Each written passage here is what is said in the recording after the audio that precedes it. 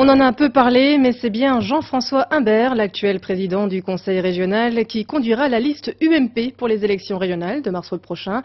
On en a un peu parlé parce que le président sortant joue sur la défensive et qu'il n'a pas encore communiqué ses listes. Un silence qui a plusieurs causes. Une certitude néanmoins, l'UDF sera présente avec une liste autonome. Catherine Emziri et Jean-Marie Vavrel. Jean-François Imbert n'est pas encore parti en campagne. Il veut faire son travail de président de région le plus longtemps possible, dit-il. Alors, il fait des voyages en TER, visite des lycées et inaugure des clochers. Jean-François Imbert est un amateur de foot. Il attend également la composition des équipes adverses pour établir la sienne.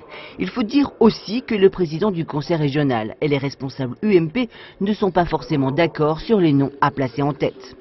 Une chose est sûre, à droite pour ces régionales, l'UDF présente une liste autonome. Le président du conseil régional, ex-UDF lui-même, maintenant UMP, considère qu'il s'agit d'une attention toute particulière de François Bayrou à son égard.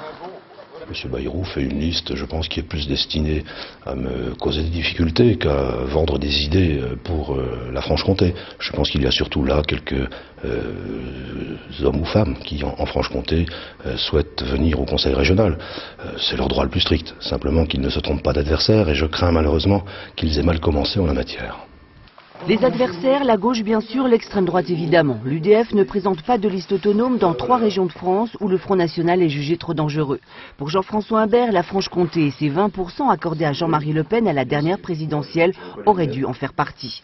Pour ce qui concerne les négociations UMP-UDF entre le premier et le deuxième tour, tout dépendra du ton de la campagne. Si la campagne est une campagne exclusivement de leur part, dirigée contre les listes UMP que j'ai l'honneur de conduire, je pense que les négociations sont très difficiles. S'il s'agit de ne pas se tromper d'adversaire pour ce qui les concerne, eh bien nous verrons bien le moment venu.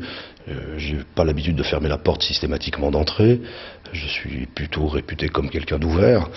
Vis-à-vis de mes cousins germains, je veux bien être ouvert, à condition qu'ils ne passent pas leur temps à taper sur la grande famille.